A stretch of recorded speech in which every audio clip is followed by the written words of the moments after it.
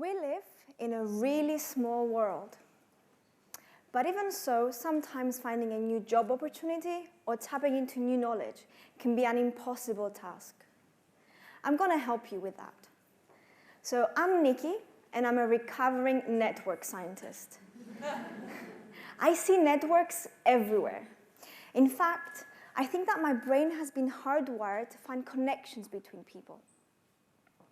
You may have heard about the 6 degrees of separation theory, which essentially means that everybody in this world is connected to everyone else via just 6 steps. Just 6. But how does this translate to real life? Well, I grew up in Cyprus, and Cyprus has a population of 1.17 million people. So the interesting question here is, how many degrees of separation do you think there are between myself and every other Cypriot on the island? Okay, let's do some basic math, and I'll show you how I get to the answer.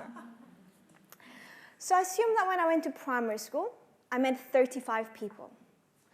And then I went to secondary school, and I met 35 different people. And then let's just say when I went to university, I met 35 people more. This brings us to a grand total of 105 people.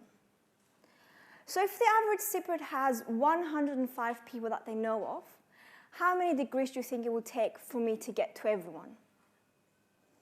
So this is me, and 1 degree away are the 105 people that I know directly. If we go out 1 more degree, that will be at 2 degrees of separation. That's 105 multiplied by 105. And let's go out 1 more degree. So at 3 degrees of separation, that will be 105 multiplied by 105 multiplied by 105 again.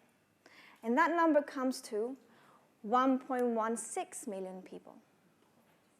Does that sound familiar? Very quickly, within just 3 degrees of separation, I managed to get to everybody in the whole of Cyprus. Not 6, just 3. And then you may wonder, in your everyday life, do you really need to reach everybody in this world? Or do you even need to reach everybody in your own country? Or are you interacting in a much smaller world? And if so, is there a way that you can network more effectively in order to minimize the degrees of separation between yourselves and everybody you will need? Bridges help us navigate the world that we live in. How much of a bridge someone is actually a very well-known measure in the network science world. And it's called the Betweenness centrality.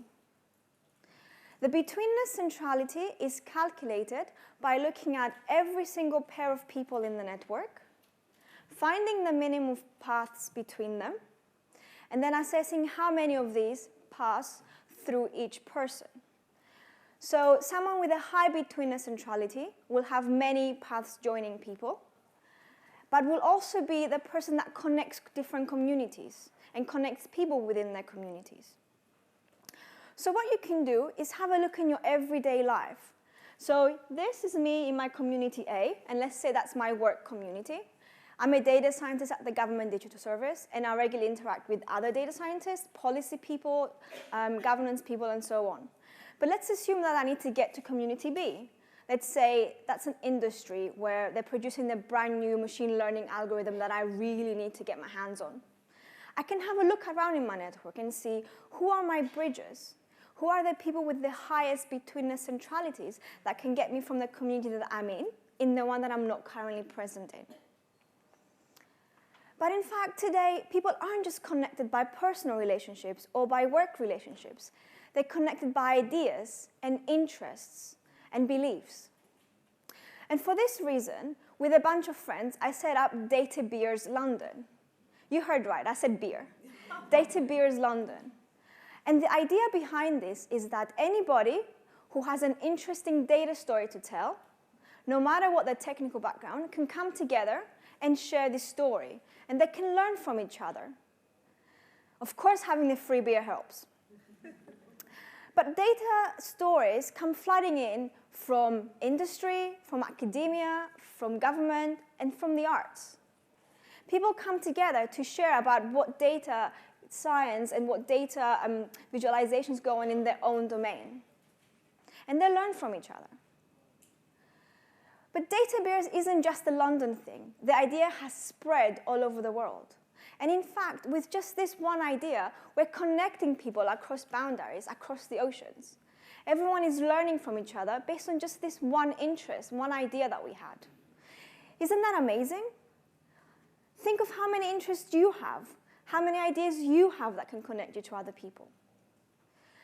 Networks aren't these static things. They're actually living organisms, and they need to be nurtured. Have a think about your network, and have a think about how you can change it to shape your career goals or your personal goals. Be proactive. Actively build your bridges, and actively find them when you need them. And you never know where they will take you. Thank you.